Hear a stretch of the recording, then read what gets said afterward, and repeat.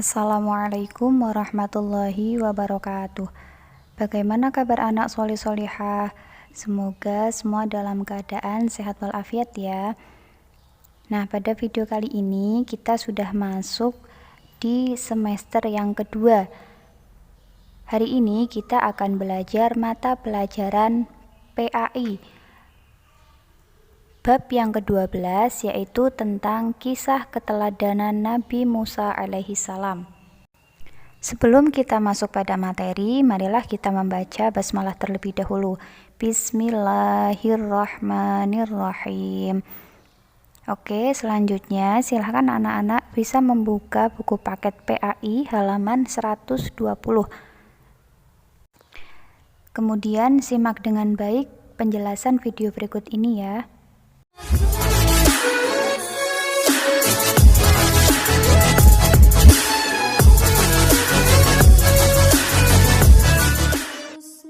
Nabi Musa alaihi salam adalah anak dari Imran bin Yasar dan juga Yukabat.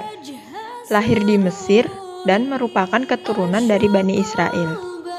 Belum kelahiran Nabi Musa alaihi salam, Mesir dipimpin oleh seorang raja yang sangat kejam dan tidak berperi kemanusiaan, dan juga rakus terhadap kekuasaan, yaitu Raja Fir'aun.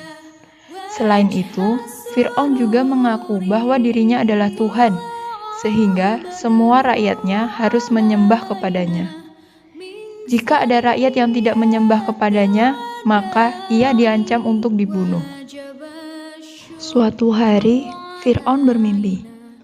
Mesir yang berada di bawah kepemimpinannya habis terbakar oleh api, dan semua pengikutnya banyak yang mati, sedangkan orang-orang Bani Israel banyak yang selamat. Kemudian Fir'aun menanyakan mimpinya tersebut kepada ahli mimpi. Menurut ramalan ahli mimpi, sebentar lagi akan lahir seorang anak laki-laki dari Bani Israel yang menjadi musuh dan akan menjatuhkan kekuasaannya. Mengetahui tafsir dari mimpi tersebut, Fir'aun sangat marah.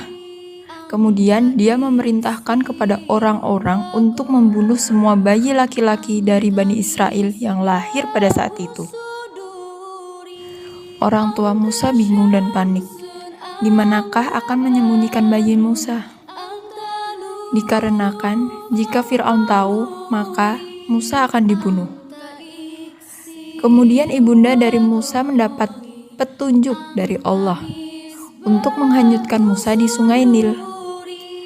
Setelah itu, ibunda Nabi Musa membuat sebuah peti. Nabi Musa diletakkan pada peti tersebut. Kemudian, pada malam harinya, peti tersebut dihanyutkan di sungai Nil. Peti yang dihanyutkan oleh Yukabat tadi ditemukan oleh Siti Asiyah, yaitu istri Fir'aun. Ia sangat merasa senang dengan melihat bayi yang ada di dalam peti tersebut. Asiyah meminta izin kepada Fir'aun untuk merawat bayi tersebut. Awalnya Fir'aun menolak, namun karena bujukan dari Asiyah, akhirnya Fir'aun mengizinkan untuk merawat bayi tersebut. Yang tidak lain, bayi tersebut adalah Nabi Musa. Saat bersama keluarga Fir'aun, Musa kecil enggan menyusu pada orang-orang yang berada di dalam istana. Istri Fir'aun lalu mencari ibu yang bisa untuk menyusui Musa. Hingga akhirnya Musa mau menyusu kepada Yukabat, yang tidak lain adalah ibu kandungnya sendiri. Musa tumbuh sebagai sosok yang cerdas dan akal yang sempurna. Musa dewasa merantau meninggalkan Mesir menuju Madian. Di sana, dia bertemu dengan seorang Nabi Syuaib alaihi salam dan menikah dengan salah satu anaknya yang bernama Safura. Setelah 10 tahun di Madian, Musa dan istrinya meminta izin kepada Nabi Syuaib untuk kembali ke Mesir. Dalam perjalanan menuju Mesir, Musa melihat sinar yang menyala di Bukit Sinai.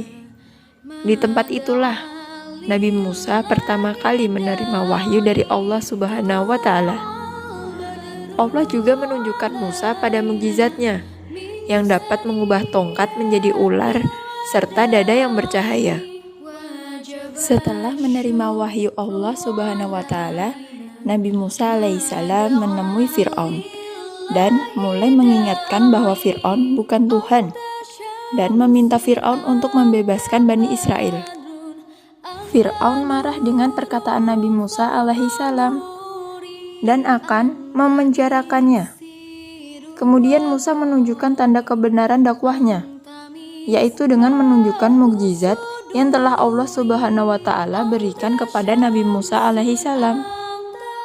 Fir'aun menyangkal mukjizat Nabi Musa alaihissalam dengan mendatangkan tukang sihir kerajaan.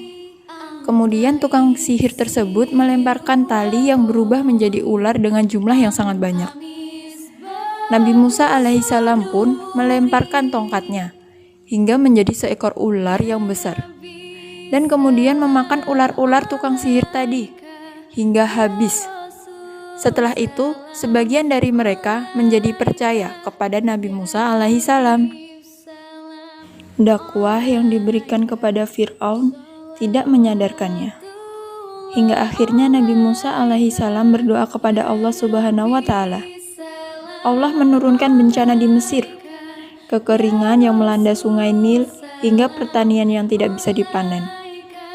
Kemudian turun badai serta hujan yang sangat deras yang mengakibatkan banjir.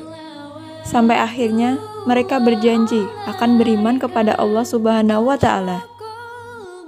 Setelah bencana tersebut berhenti, Fir'aun dan pengikutnya kembali menunjukkan keangkuhannya. Ia bahkan ingin menghabisi Nabi Musa dan Bani Israel. Mengetahui banyak yang mengikuti ajaran Nabi Musa alaihissalam, Fir'aun kemudian marah besar dan akan membunuh Nabi Musa alaihissalam dan juga para pengikutnya, serta kepada Bani Israel juga. Kemudian Nabi Musa bersama pengikutnya pergi meninggalkan Mesir untuk pergi ke Baitul Maqdis. Sampai di tepi Laut Merah, Nabi Musa alaihissalam dan pengikutnya hilang harapan. Fir'aun dan pasukannya terus mengejar Nabi Musa alaihissalam. Allah Subhanahu wa Ta'ala memberikan perintah kepada Nabi Musa untuk memukulkan tongkatnya ke Laut Merah, hingga terbelahlah laut tersebut dan terbentanglah jalan. Nabi Musa dan pengikutnya melewati jalan tersebut.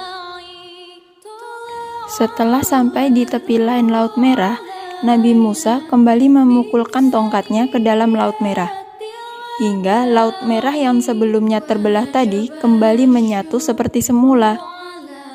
Fir'aun yang masih berada di tengah Laut Merah pun tenggelam bersama pasukannya, karena Laut Merah telah kembali menyatu seperti sebelumnya. Keteladanan Nabi Musa alaihi salam bertaubat kepada Allah Subhanahu wa Ta'ala. Kita dapat meneladani perilaku Nabi Musa alaihissalam dengan bertaubat, memohon ampunan atas segala kesalahan, baik yang disengaja ataupun yang tidak disengaja. Berani menyampaikan kebenaran. Kita harus jujur, berani mengatakan yang sesungguhnya. Suka menolong sesama. Kita hendaknya meneladani Nabi Musa alaihissalam dengan berbuat baik dan mengasihi kepada sesama. Pantang menyerah. Kita hendaknya meneladani perilaku kerja keras dan pantang menyerah Nabi Musa alaihissalam dalam kesehariannya, yaitu dengan tekun belajar. Nah, bagaimana anak soleh-solihah? Semoga kalian semua bisa meneladani sikap Nabi Musa alaihissalam dalam kehidupan sehari-hari ya. Untuk tugasnya, silahkan kalian menceritakan kembali kisah keteladanan Nabi Musa alaihissalam dengan menggunakan bahasa kalian sendiri. Tugas tersebut bisa kalian tulis di buku tulis PAI. Baik anak soleh-solehah, untuk menutup pembelajaran hari ini, marilah kita membaca hamdalah bersama-sama. Alhamdulillahirabbil alamin. Cukup sekian dari Ustadzah. Semoga bermanfaat ya. Wassalamualaikum warahmatullahi wabarakatuh.